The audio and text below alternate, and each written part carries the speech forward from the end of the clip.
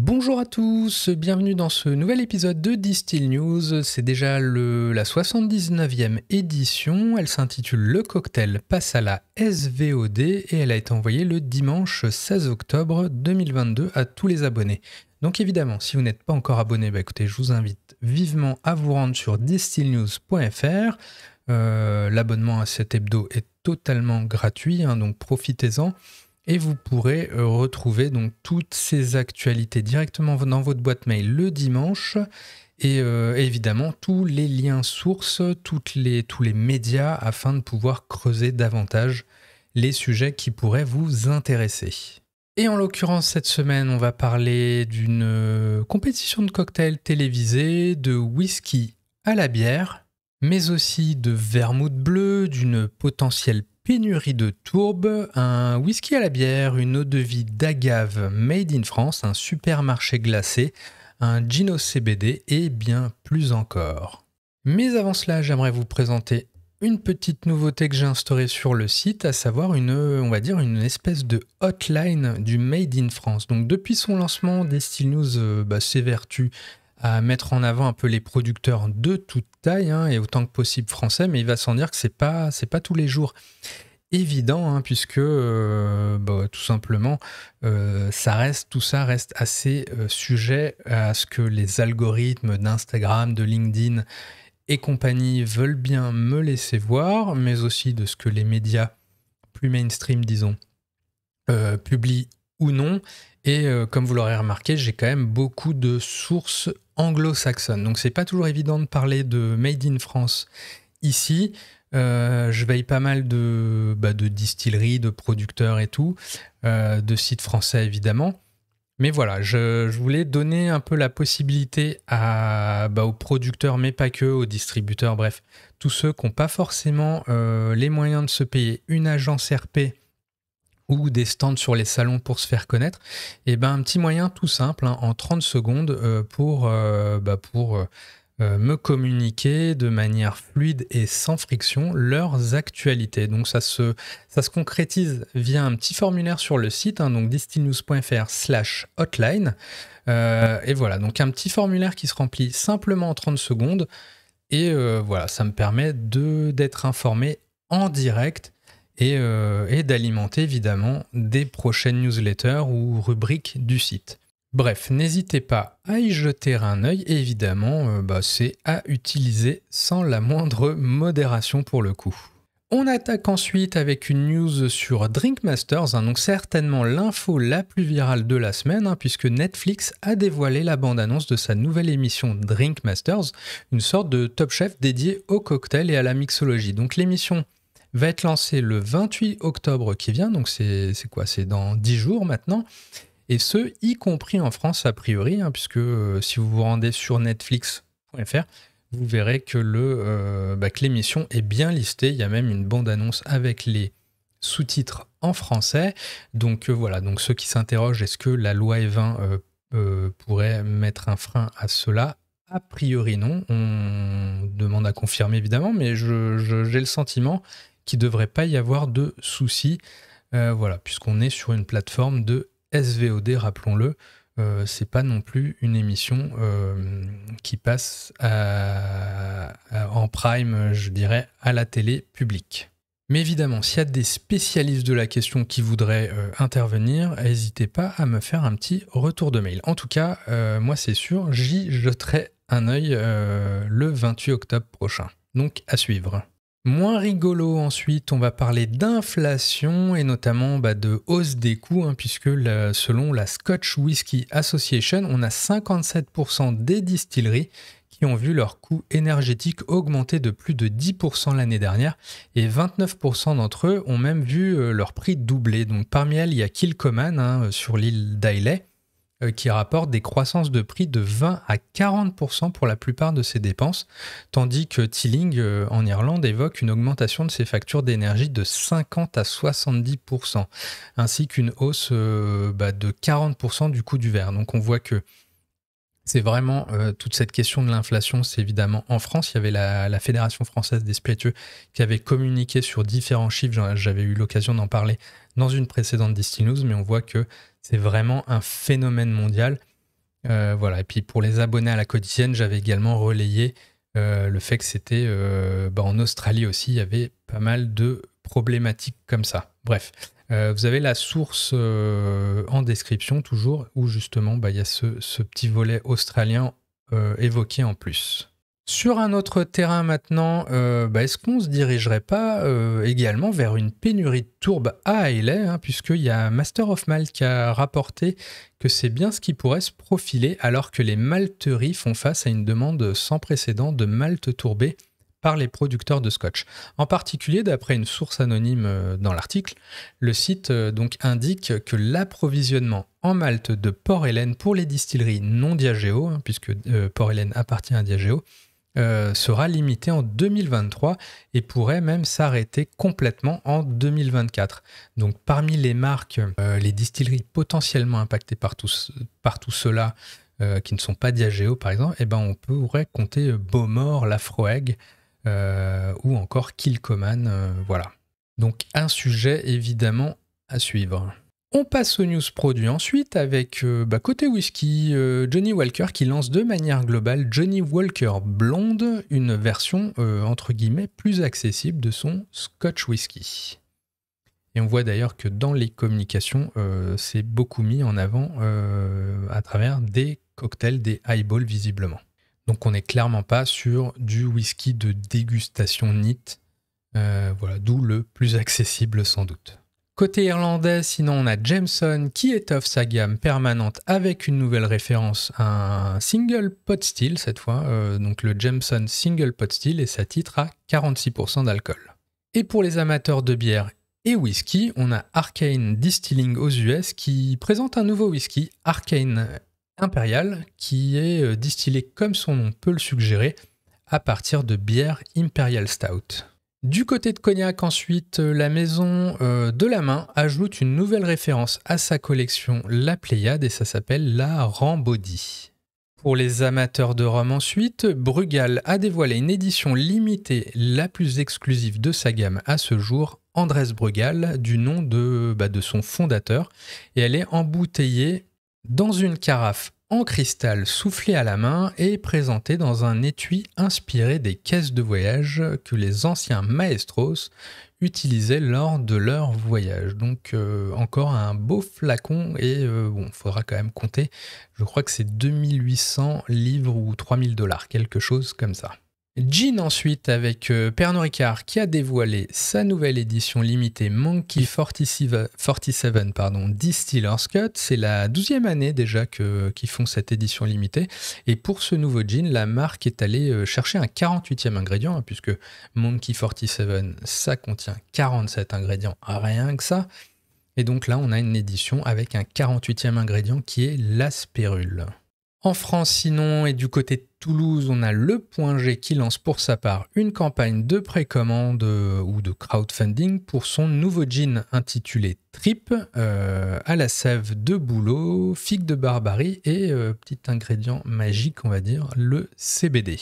Toujours en France, mais côté agave cette fois, on a un Coquelicorne qui a lancé son eau de vie d'agave, l'Aquité, ça titre à 43% et elle a été réalisée à partir de sirop d'agave bleu importé du Mexique bien sûr, puis fermenté dans un foudre en bois, je crois pendant plusieurs semaines, si ce n'est même mois, avant d'être distillé 2 fois en pot still.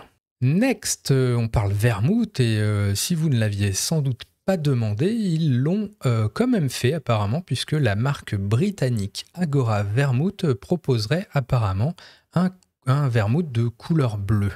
Donc, alors j'ai vu ça sur Dieline, qui est plutôt spécialisé dans le côté design des produits. Mais voilà, généralement, s'ils ont ça, c'est que ça doit exister. C'est juste à confirmer.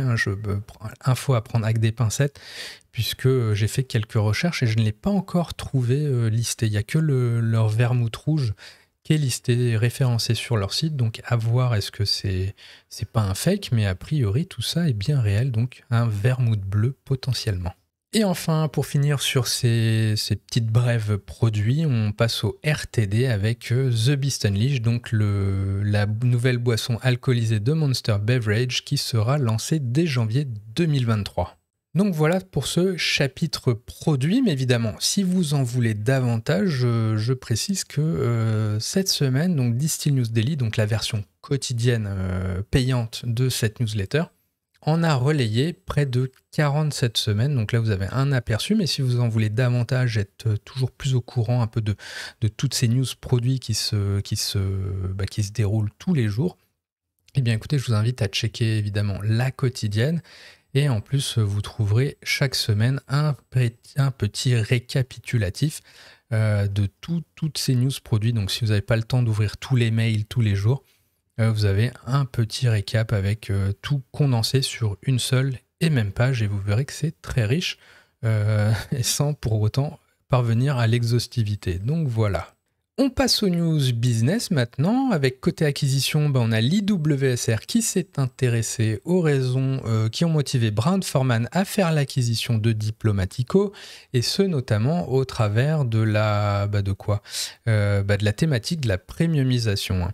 Et l'article est intéressant notamment au niveau du marché français, puisque l'IWSR précise que la consommation de rhum premium a grimpé en flèche en France ces derniers temps, et notamment de plus 27% par an en moyenne en volume et plus 25% en valeur entre 2014 et 2019. Donc une belle progression clairement du rhum en France, et plus particulièrement des rhums premium, et toujours avec des prévisions en plus de plus 9% de croissance moyenne annuelle pour la période 2021-2026. Donc ça, cumulé avec le même genre de tendance dans d'autres pays, comme en Angleterre, avec le cocktail, et j'en passe, eh bien l'IWSR explique un peu que tout ce phénomène, naturellement, pousse Brown-Forman, qui est plutôt spécialisé whisky, eh bien, à faire l'acquisition d'une marque telle que Diplomatico. Ensuite, on apprend via notamment le LinkedIn, l'Instagram d'Alexandre Ricard que Pernod Ricard annonce accroître sa participation dans le portefeuille de vins et de spiritueux de Sovereign Brands.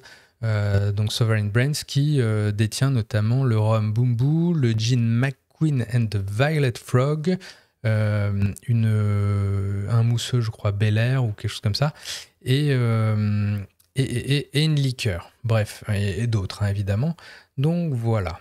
On reste sur les news business et un aspect économique avec le rebond, puisque un nouveau rapport sur les exportations publié par le Distilled Spirits Council of the United States, le DISCUS, autrement dit, montre que les exportations américaines de spiritueux rebondissent progressivement après la levée des sanctions de l'UE et du Royaume-Uni sur les whiskies américains et autres catégories de spiritueux. Donc voilà, ça fait une longue phrase, mais concrètement, son rapport indique qu'entre janvier et juillet 2022, les exportations totales de spiritueux américains, y compris le whisky, ont augmenté de 21% par rapport à la même période l'année dernière.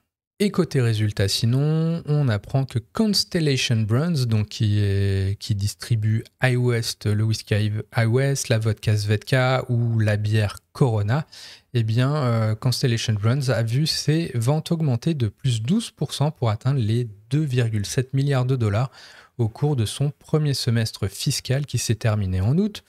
Et le principal moteur de cette progression, c'est son activité bière, avec des ventes en hausse de plus 15% à 2,1 milliards de dollars. Donc on voit sur 2,7 milliards, c'est 2,1 sur son activité bière.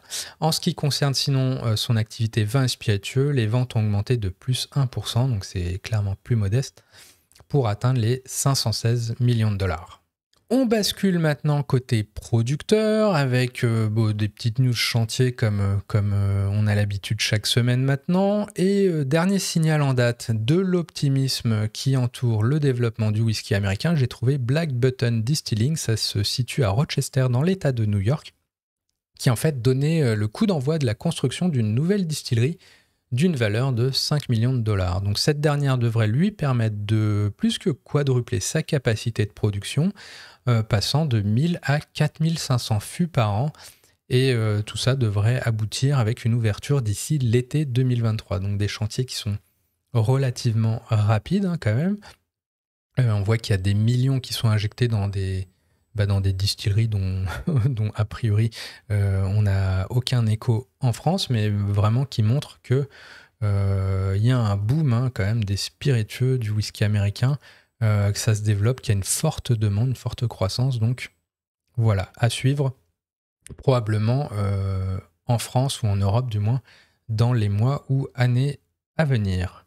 Et d'ailleurs, dans le même esprit, on apprend également que Montagna Distillers, donc ça c'est situé dans le Colorado, qui vient de conclure une expansion significative qui va aussi lui permettre de décupler sa production. Et là, on parle de rhum pour le coup.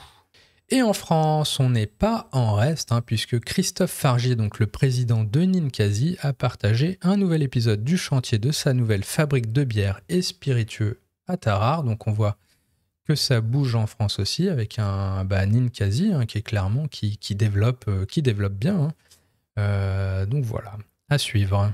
Du côté des packaging et de l'étiquetage, ensuite, on apprend que Bourgoin Cognac a annoncé supprimer les étuis et emballages non essentiels du conditionnement de ses cognacs, et la distillerie estime pouvoir réduire ainsi son empreinte carbone de 1,1 kg de CO2 par étui. Donc même sur des productions peut-être plus confidentielles que les grosses machines de guerre qu'on a pu évoquer avant, voilà, chaque geste compte.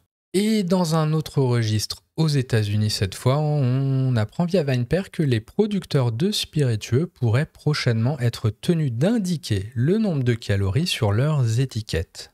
Des groupes de consommateurs poursuivent en effet le département du Trésor américain afin de forcer l'étiquetage nutritionnel des boissons alcoolisées. Donc là encore, une news à suivre et à voir est-ce que ce genre d'obligation pourrait traverser l'Atlantique prochainement. Du côté des médias maintenant, des podcasts et compagnie, on parle branding dans le nouvel épisode du Bottlefield Show avec le sujet de l'architecture de marque. Donc avec Ludovic, on a évoqué sa méthode Hydre qui permet un peu de s'interroger et de lancer de manière plus sereine des extensions de gamme de spiritueux. Voilà, et puis on a notamment parcouru l'exemple de Brewdog, qui a évidemment les bières, mais qui a aussi développé des spiritueux sous son nom, mais par contre, par exemple, a développé une gamme de hard seltzer, mais cette fois sous une autre marque, sous la marque Clean and Press. Donc on s'est un peu interrogé sur tout ça, qu'est-ce qui peut motiver ces différents choix. Bref, un épisode que je vous invite évidemment à retrouver également sur votre plateforme de podcast préférée, et notamment Spotify pour si vous voulez voir ça en vidéo. Et tout le reste, évidemment, comme toujours, sur YouTube, à l'instar du podcast que vous écoutez et regardez peut-être à l'instant, enfin en ce moment même. Côté radio, sinon, on a Baptiste François de la distillerie Baptiste dans le Cantal qui lui est passé sur France Inter afin de parler gnôle naturel et de son travail de valorisation en spiritueux des fruits, vins ou bières non commercialisables. Donc pareil, vous avez le lien en description. L'extrait en question fait... Alors là, on est sur un épisode de 13 minutes, mais voilà, c'est à partir de 6,42. Mais bref, tout ça, évidemment, en description. Je vous invite à aller checker ça et écouter. Du côté des coups de com', ensuite, on a Jägermeister qui a ouvert la semaine dernière pour 2 jours un Ice Cold Supermarket sur Oxford Street, donc à Londres, afin de promouvoir le service glacé de sa liqueur et puis proposer une expérience un peu fun avec des goodies siglés Jägermeister. Et ensuite, la marque Truly de hard seltzer, Challenger de White Claw, qui a, elle, lancé un petit spot de pub pour ses nouvelles hard seltzer ou vodka seltzer plus précisément, pour bien mettre en avant que désormais, il y a de la vodka dedans, en plus des vrais fruits qui avaient été promus dans un spot que j'avais évoqué précédemment. On passe vite fait dessus sinon, mais un nouveau livre français signé Anne-Sophie Wigo, donc The Whiskey Lady, arrive en librairie le 26 octobre prochain, donc dans moins de 10 jours maintenant au moment où j'enregistre, et cette fois-ci, il s'intéresse au whisky japonais, c'est d'ailleurs le titre du bouquin. Au rayon communiqué de presse, sinon, écoutez, il y a eu 15 relais cette semaine sur le site, hein, donc toujours plus active là-dessus sur les relais de communiqué de presse. Hein. Donc s'il y a des agences RP qui m'écoutent, n'hésitez pas à m'envoyer tout ça. Donc d'un côté, vous avez évidemment la hotline pour les producteurs ou quoi, qui n'auraient pas forcément d'agence RP, mais sinon, toutes les agences RP, évidemment, peuvent m'envoyer leur communiqué de presse. Je les relais volontiers sur le site et cette semaine on a notamment le salon Millésime Bio, on a London Essence qui lance un crafted soda pamplemousse rose, on a du Camus XO, on a Hamden Estate avec un petit coffret avec 8 fioles dedans, bref.